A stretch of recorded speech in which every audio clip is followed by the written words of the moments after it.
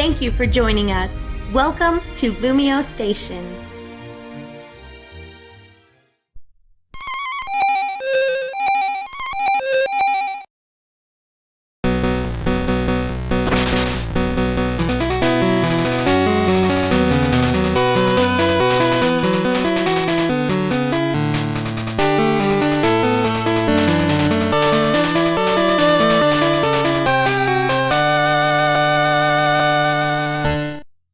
What's good, YouTube? Nabby.82 here, back again once again. And today, I want to announce the next big thing that we're working on here over at LumioseStation. It is a Pokemon Crystal Randomizer Tag Lock. If you guys don't know what that is, it's basically a randomizer Nuzlocke, except each of us, all the conductors at LumioseStation, will be taking turns playing through the game. You can see on the screen the different badges and parts that we'll be attempting. We'll even be pairing up for a couple of them as well. And all of this goes down the week of February the 2nd. All week long, you're going to get to see the LP, and we can't wait to show it to you guys. I hope that you're hyped for it because I am, but with that, you guys, I'm out. Hello everyone, TheOneIntegral back with some more Pokemon DataDex for you all. Today we're looking at Landorus, which is actually the first legendary Pokemon we're looking at in the series. Now, depending on whether or not Pokemon Bank has come out at this point, because I'm recording this a bit in advance, Landorus might be available to you all, I'm not quite sure, but Landorus is only available via transfer from Generation 5, so that is pretty much the only way to get Landorus, yes. So let's get on with the episode, I guess. As usual, suggest your Pokemon down below. So, Landorus, the Abundance Pokemon. It's a ground flying type and is number 645 in the National Pokédex. It is 4 foot 11 inches tall, or 1.45 meters tall, and weighs 149.9 pounds, or 68 kilograms. It's in the undiscovered egg group, meaning it can't breed, as I guess most of you would know anyway, because it's a legendary Pokemon. And it's a male-only Pokemon, meaning it's a male 100% of the time. You can't get a female Landorus. It doesn't evolve because obviously it's a legendary, so not much to say there. And taking a quick look at its base stats here, we can see its health points, its defense, and its special defense they're alright. They're not bad, not terrible, but you know, they're not brilliant either. So it has some decent bulk, and base stats, well, for attack offensive wise, attack 125, which is really good. Special attack is 115, which is pretty damn good as well, and speed is 101, which is not bad at all. So first up, looking at its typing, it resists fighting, poison and bug type moves, and is weak to water and ice type moves, bearing in mind it's 4 times weak to ice type moves, so you want to watch out there. And then it's immune to ground and electric type moves, because obviously it's a flying type for the ground types, and then it's a ground type for the electric types, so 2 immunities there, it's not too bad. And also it takes neutral damage from all the other types. So its typing isn't, it's not too bad. It doesn't resist like hundreds of things, but you know, you can generally switch in as long as you're not predicting a water and ice type attack. You can generally switch in and you'll be fine. So looking at Landorus's 2 abilities, first off we have Sand Force, which boosts certain moves' power in his Sandstorm. So it's not too bad, but then again, since Sandstorms and other weather types aren't persistent in Generation 6, they only last for 5 turns or 7 turns if you're using the weather items. It's not too reliable. You can't just send out a Pokemon with Sandstream and then send out Landorus later on and still get the boost from that. You have to sort of send the Pokemon with Sandstream out and then switch out sort of soon and then get Landorus in to take advantage of that. Its hidden ability, which is Sheer Force, could also, could be more helpful, which removes additional effects to increase move damage. So for example, let's pick a move. I don't know if Landorus can learn this move, but for example, Extra Sensory has a chance to flinch. So for example, if Landorus could learn it, and it used it with Sheer Force, or had Sheer Force and used it, it would remove the chance for it to flinch, but then it would increase the move's damage. So as long as you're not using moves, this only works actually on moves that have, extra effects as well, so bear that in mind. So as long as you're not relying on those effects to actually come into effect, I guess, you can use that fairly well and get some extra damage on the moves. But Sheer Force Landorus is only available through the Pokemon Dream World, I think, at least, and that closed a couple of days or a week or so ago, week, 2 weeks, so it closed, so you can't actually get it again. So unless you have one now, you can't get one. So unfortunately, that's sort of kind of off limits, but who knows. So, then taking a quick look at Landorus's highlighted moves. First up we have Sword Dance at level 37, which obviously sharp raises your attack, which is going to be very helpful at some point, I think. It's always, it's always nice to raise your attack. And then level 55 is Earthquake, which is going to be its main stab move. Obviously it's a physical move, as we're focusing mainly on physical moves here because of Landorus's high physical attack rather than its high-ish special attack. Then at level 73 it learns Stone Edge, which is a decent rock type move. Bear in mind that Stone Edge can miss quite a lot, so don't always rely on it to get you the kill. Then TM69, it can learn Rock Polish, which is going to be very helpful in its setup later on for a double boost setup. And then TM86, it can learn Grass Knot, the only special type move on this list. We're going to use it in a setup later on, obviously, and can be helpful in some cases. Then TM89 is U-Turn, obviously a bug type move, which just allows you to sort of dive out with some extra damage if you need to, obviously. Then free transfer only moves, so you need to teach this to your Pokemon, or teach this to Landorus in Generation 5 before you transfer it up to Generation 6. These are Superpower, a strong fighting type move that reduces your attack and defense after use. Stealth Rock, which is always helpful for setting up hazards on the other team if you want to use Landorus as a semi-support Pokemon. And also Gravity, which is going to be very central in one of the setups later on, so we'll talk about more about that when we get to it, I guess. So before we do that, actually, we need to talk about Landorus' second form, its Therian form. Therian? I don't know. Something like that. Anyway, obviously, its species and Pokédex number are the same. Its dimensions, however, have changed slightly. It's now 4 foot 3 inches tall, or 1.3 meters tall, sorry. And it weighs the same amount there. To change Landorus from its incarnate form to its Therian form, you need the Reveal Glass, which is obtained from a scientist in the Glittering Cave, which is next to Shallow City. And to obtain this, you need to have one of the Kami trio in your party, I believe, and then she'll give you the Reveal Glass, and then you can easily just switch Landorus between its incarnate and its Therian forms very easily, so not too much hassle there. Its ability in this form is Intimidate, which lowers the opposing Pokemon's attack stat, which can be very helpful in some certain situations. Then looking at its base stats in this form, its bulk and its defenses stay the same. However, its attack, special attack and speed actually switch around a bit. It gets an extra 20 boost in attack, and it loses 10 in special attack and speed. So it's slightly slower, and obviously not as effective in special attack, which is really why we're focusing more on physical attacks, but obviously its physical attack here has really had a nice boost. So it's very good for hitting hard, and hitting not necessarily fast, but it's not bad. And it's got some decent bulk still, so you can actually stay around for a bit. Anyway, on to the Wi-Fi setups. First up, we have this setup. I'm just going to get straight into it. Moveset needs to be U-Turn, Earthquake, Stealth Rock or Stone Edge, and then Superpower. Ability is obviously Intimidate, since we're using the Therian form for this one. You're just going to be able to tell what form we're using from the Intimidate or whatever. Nature being Jolly, Held Item being Leftovers, and then EVs as it's not an exact sort of thing here. 248 in health points, 172 in defense, and 88 in speed. So that's going to give you some decent bulk with health points in defense, and a bit more speed there as well, because your attack stat is really high enough already. Unless you want to be hitting really, really hard, you don't need to do much, investment in the attacks. Anyway, so first up, moveset. U-Turn, that's always going to be helpful if you need to get out there quickly, and allows you to deal some, decent damage as well. Earthquake is your main move, pretty much, so, it's just to cover everything apart from the flying types. Then we have Stealth Rock or Stone Edge. Obviously, if you haven't got Stealth Rock from Generation 5, you're going to have to use Stone Edge, but, Stone Edge isn't reliable, so... And then Superpower is there. Obviously, if you haven't got access to Superpower, you can switch them for another move. I don't know, Grass Knot if you really want to, but Superpower is really a pretty good move for the set. Intimidate is going to be good if you're going to switch. If you've got a physical attacker on the field, you can switch in your Landorus, and it's going to lower their attack stat, which is very helpful because then it allows you to stay in and sort of survive an extra attack.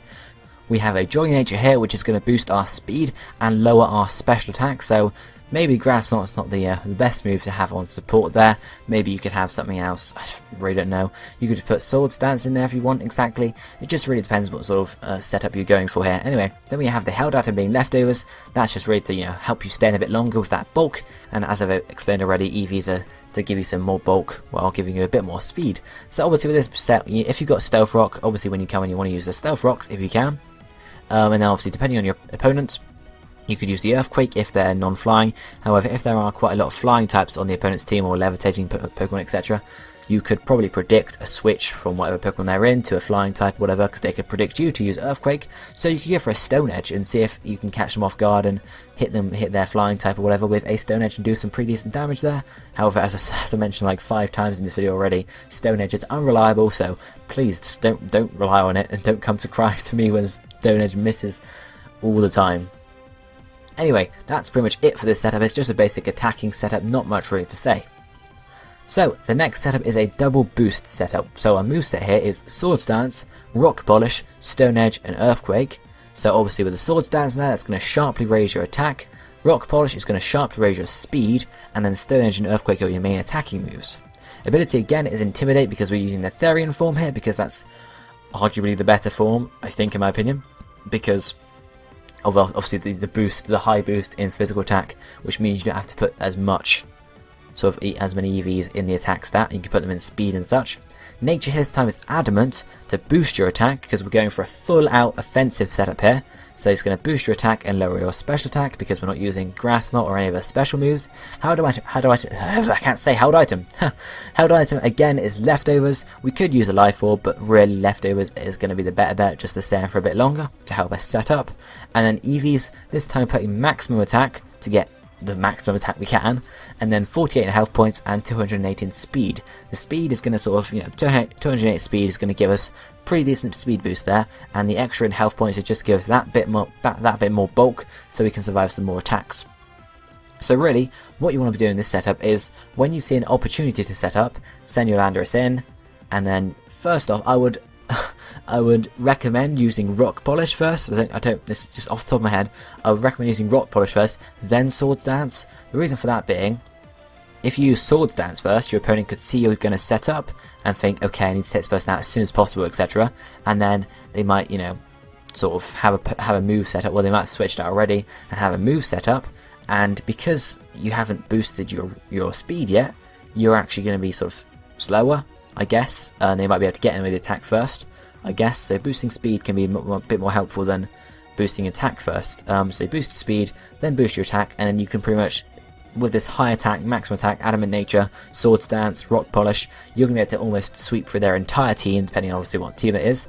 Obviously, if they have some good counters to it, obviously if it's a flying type, it's going to resist Stone Edge. It's going to be very easy for them to sort of counter you. But generally, if it's a decent team, Stone Edge, as I mentioned, again, unreliable, so don't rely on Stone Edge to sort of save your ass. So yeah, that's pretty much what the setup is about. Setting up. The setup is about setting up, makes sense. So yeah, setting up your Sword Stance and your Rock Polish, and then just trying to sweep through the team, pretty much. This is really the sweeping setup. But again, as I mentioned with Greninja last week, don't get cocky and overconfident. If you see a threat coming, for example, a Mammoth with Ice Shard, get the hell out of there. Just get out of there, because that thing's going to destroy you. Okay, so up with the next setup here, we have a Choice Scarf setup, because you're pretty speedy already, but a Choice Scarf, doesn't help. It doesn't hurt, that's what I meant to say. So moves here, you want to have Earthquake, U-Turn, Stone Edge, and Superpower. As I mentioned, nature is Intimidate, the ability is Intimidate, because we're in the Therian form. Nature this time is going to be a Jolly Nature to get the boost in speed and obviously lowering your special attack, but we don't care about that too much, so it's a very speedy setup, this one. So boost in speed there with Jolly Nature. As I mentioned already, the item is a Choice Scarf to again boost your speed, and EVs this time we're putting 252 in attack, so maximum attack, maximum speed, and the rest in health points to get again maximum sort of offensive attack, maximum speed, and then just put the rest in health points. So really looking at being out on the field and being able to hit first and taking them out pretty damn quickly as well. So looking at the moves first, Earthquake, obviously your main stab move as usual. Stone Edge again, being a strong move. U-Turn is if you need to get out of there, because you can just U-Turn. You could just switch your Pokemon out, but U-Turn's always helpful to get that extra bit of damage off, depending on what the opponent's Pokemon is. You could get a nice hit off, but who knows. And the Superpower is there just sort of again, if there's something you can't hit with an Earthquake or a Stone Edge, or it's not going to do a huge amount of damage, you can go with a Superpower instead, and that's going to do pretty decent damage there as well. So really this set is just about getting in, being pretty fast, and that's it, yeah. That's it. It's very, it's already got high attack, so speed is not going to be an issue with this setup. Obviously, depending on what the enemy's Pokemon is, you obviously going to want to choose attacking one of the 4 moves.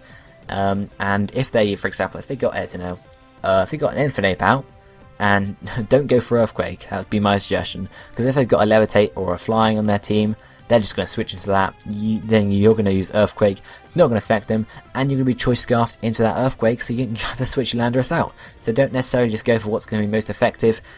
Look, or trying to think about what they've got left on their team and predict what they're going to do. Put yourself in their situation and think, okay, so if I was faced with this, what would I do? You'd probably switch out. So predict what they're going to switch out to. If it's a Latias, use a U-Turn. I don't know if it would be Latias, I don't know. Use a U-Turn, get some decent damage on there. If it's going to be I don't know, a Pidgeot, use a Stone Edge, take it out in one hit. Obviously it might not hit because it's Stone Edge, but who knows. So yeah. And then on to the last setup for today with Landorus, we have the Gravity setup. So the moveset here is obviously Gravity, Earthquake, Stone Edge and U-Turn. Ability being Intimidate, because again we're in the Therian form. No abilities for the Incarnate form, not abilities, no setups for the Incarnate form. You can have some sets for the Incarnate form, but I just chose not to put them in there because arguably the Therian form is the the most used, the most common, etc. Nature being Jolly to get a speed boost there, and held item this time as being a Life Orb. EVs you want to put maximum attack, maximum speed, and the rest in health points just to be a fast, hard-hitting Pokemon. Now, Gravity. Obviously using Gravity means that Flying type Pokemon, and I think Levitate Pokemon as well, lose their ability to miss your, not be affected by your Earthquake. So you're going to be able to hit everyone on their team after Gravity, which is good. Also, with Gravity in effect, Stone Edge was 100% accurate. 100% accurate. So, yeah, what I've been saying the whole time for this whole video about Stone Edge not being reliable, use Gravity and it's 100% reliable, obviously unless you've had your your accuracy reduced, but I don't know if that's banned in the metagame or not. Anyway, another time. So yes, that's going to be very helpful there, and also, so you can use your Earthquake on any Pokemon you want, so you can use Earthquake, if you've got an Infinite out, you can use Earthquake and you don't have to worry about them sending a Pidgeot in. You can just still hit it. And Stone Edge, you don't have to worry about it missing, which is just brilliant. So yeah, and then U-Turn is also there for switching out if you need to. You could just use a U-Turn and pass on the Gravity to someone else who can abuse the fact that everyone's on the ground. I don't know, a Garchomp or an Excadrill, something of that effect. So yeah, that's pretty much what that setup is about. Using Gravity gives you the very good hitting everyone with Earthquake there, and also obviously Stone Edge, hitting everyone, and obviously a Life Orb there. It's not going to be the same as the Choice Band. It's going to allow you to switch through moves for sacrificing some of your health points, but really you're just going to be looking about getting them on the ground and then hitting them out, bam, bam, bam, all gone. Jolly Nature here is helping out because obviously we're faster, so you can get in before they get you, pretty much. So yeah. So guys, I think that's going to be it for this episode of Pokemon DataDex. I hope you enjoyed it. Be sure to leave your suggestions for what Pokemon I should look at in future episodes down in the comment section below. So guys, apart from that, remember to check out all the other awesome content on LumioseStation, and you can also find my channel, which will probably be in the description. I'm not sure. I think it is. Anyway, I shall see you next time guys. Thanks for watching. Goodbye everyone.